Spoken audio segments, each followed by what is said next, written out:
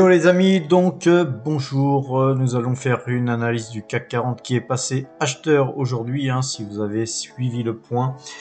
Par contre les volumes sont relativement faibles par rapport à la baisse qu'il y a eu, et voire même les deux baisses qu'on vient de subir d'une manière consécutive. Et puis il faut voir qu'on a un beau parcours baissier depuis pas mal de temps. Donc comme je vous l'avais dit hier, la sortie du Bollinger, ça ne pardonne pas. Toutes les occurrences pratiquement, à vraiment très peu d'exceptions, on revient dans la bande Bollinger. Ce qui s'est passé, ce qu'il y a, c'est que là, c'est revenu très violemment. Alors, comment analyser la bande Bollinger? La bande Bollinger, vous voyez cette petite ligne bleue que vous voyez là, faut imaginer quand on est en deçà de la ligne bleue, c'est comme si on était sous l'eau, vous êtes sous la mer, et à un moment donné, c'est comme un bouchon, vous êtes un bouchon, et ben on revient d'une manière violente, prendre de la respiration, c'est ce qui s'est passé. Alors, c'est pas impossible que on revienne sur la bande Bollinger et qu'on se remette à baisser ensuite. Mais là, on a eu un signal d'achat. Nous, on est bêtes et disciplinés. Eh bien, on achète. Alors après la bande Bollinger, on va regarder un petit peu cette petite analyse Fibonacci qu'on a sur ce point haut et ce point bas. Jusqu'à présent, on était haussier ici, donc on prenait le point bas jusqu'au point haut, enfin on était baissier, je veux dire, on prenait le point bas ici jusqu'au point haut et on avait Fibonacci. Là maintenant on est repassé acheteur, donc on est sur le point bas ici et le point haut ici, et là maintenant ce qu'on va rechercher, c'est les résistances sur lesquelles le marché va nous emmener. Alors ce qu'on peut voir, c'est que assez violemment, le marché est reparti grâce à cet effet, on va dire, Bollinger, et puis aussi les rachats de short et tout ce qu'on peut imaginer. Ce qu'il y a, c'est qu'en théorie, on aurait dû arriver certainement sur ce point 1147, 1148, voire un petit peu en dessous, et ne pas déclencher notre signal d'achat finalement. Et sauf que là, on a déclenché notre signal d'achat, et deux, on a brisé cette ligne de 23 de 23% de retracement. Donc, peut-être que c'est un prémisse d'un petit mouvement haussier. Ça, on le verra. En tout cas, on a un objectif là, ici, ensuite, sur le Fibo 0,38 et puis le Fibo 0,50. Pourquoi pas? Alors, ce qui est assez intéressant de voir aussi, c'est que en fait, sur Ichimoku, on voit que le décrochage, hier, on avait décroché ici, la bougie sur le CAC était sortie complètement du Kumo pour revenir à l'intérieur.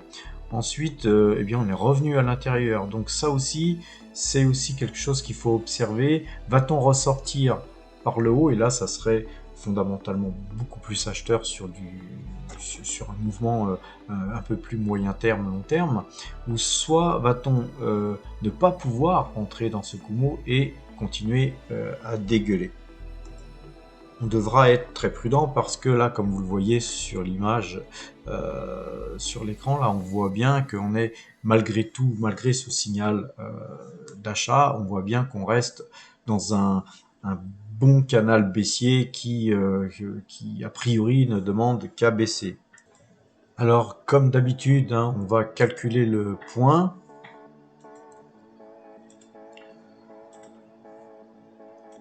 Donc, moi, je l'avais précalculé, on va vérifier 60, 32.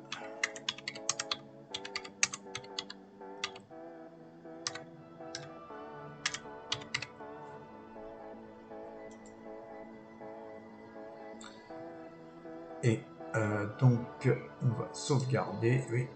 Et il y a un bug. Donc, on va calculer. Ah oui. C'est les aléas du direct. Donc, voilà. Et on fait ce calcul sur le Power Trade Optimization et on voit qu'effectivement notre système nous fait un signal à 32, à 6032, donc on surveillera jusque là, on va regarder les points tout à l'heure. Je vais revenir quand même sur ce système trading pour vous montrer le système Power Trade que j'ai mis en place. Donc c'est des algorithmes bien personnalisés. Quand on teste comme ça, si on teste sur le long terme, si on regarde, on va dézoomer depuis le 2 juin. Si vous aviez tradé avec ça, avec 1 euro, aujourd'hui vous auriez environ 1974 euros, 0,02 même en fait, et tout ça compte tenu de vos frais de trading sur du marché futur à 10 euros le point. Voilà.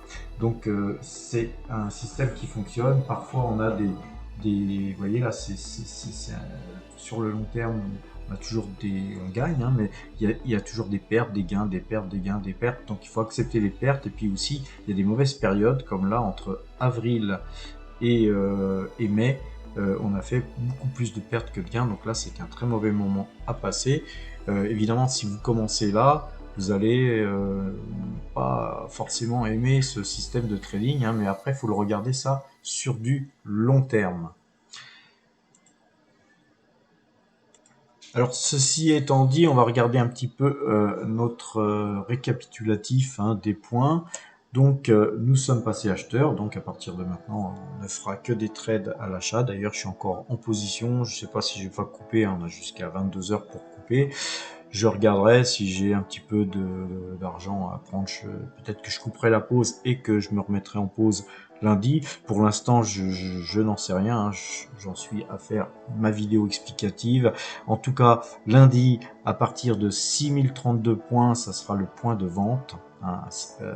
6032, c'est le point de vente.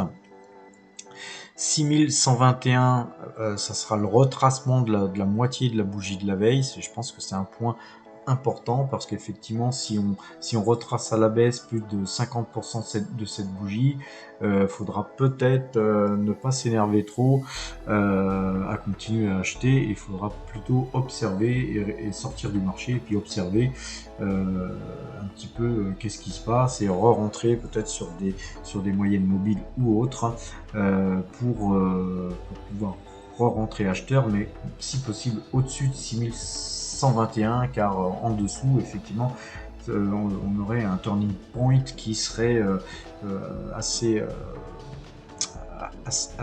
baissier finalement. Alors sinon le point de clôture d'aujourd'hui 6167 sera un point à regarder. Si on rouvre sur ce point là c'est bon, si on rouvre au-dessus, c'est-à-dire qu'on peut éventuellement gaper, là ça serait très acheteur et là on se pose pas de questions, on achètera plutôt qu'autre chose. Et puis jusqu'à où? Alors on a un retracement Fibo, le 0,38 qui vous mène à 6236 et pourquoi pas le Fibo 0,50 à 6307. Et là effectivement si on faisait une bougie aussi bullish que ça, moi perso j'aurais tendance à sortir et attendre un petit peu un retracement et me repositionner un peu plus bas si possible. Donc voilà pour la journée de lundi. Maintenant passons un petit peu côté action. Et donc comme je vous l'avais dit hier, je commence à trader sur l'action Total qui avait eu un signal de vente avant-hier. Alors on a vendu à 52,15 et donc Total a pas mal monté aujourd'hui puisqu'elle a remonté à 51,56.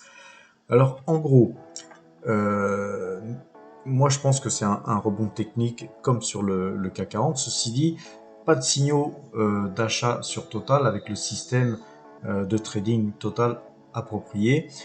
C'est un système beaucoup plus lent puisque c'est plus adapté sur des actions. Alors nous, puisqu'on a vendu du Total et puis qu'il y a un signal d'achat sur le CAC 40, on a eu tout simplement l'occasion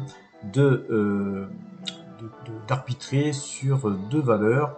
J'ai arbitré donc sur Crédit Agricole et sur Coface. La Coface qui verse plus de 10% de dividendes et Crédit Agricole qui verse dans les 8-9% de dividendes aussi.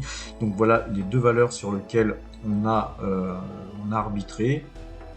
Ceci dit, donc si sur Total continuait à monter, on va pas courir après le marché, on va en profiter pour, dans ce cas, continuer à acheter des valeurs, plutôt des valeurs bancaires, comme la BNP d'ailleurs, que j'ai aussi consolidé aujourd'hui, donc j'allais oublier de vous le dire, donc aussi sur BNP. Donc là, on s'est plutôt polarisé sur des valeurs bancaires qui versent des gros dividendes. Ensuite, si Total continuait à rebaisser, dans ce cas, de toute façon, on a fait à peu près 100 000 euros de cash, on a encore 100 000 euros de cash malgré ces arbitrages qui nous permettraient de revenir dans le jeu sur un signal d'achat. Sinon, tout simplement, on en profitera pour diversifier parce qu'on est beaucoup exposé sur le pétrole et sur Total, notamment tout le monde sait que là en ce moment on parle des super profits, etc., que effectivement le gouvernement pourrait peut-être, pourquoi pas, taxer les super profits de Total, donc c'est peut-être le moment de prendre quelques bénéfices. En tout cas, on a encore une grosse ligne Total, on y croit toujours.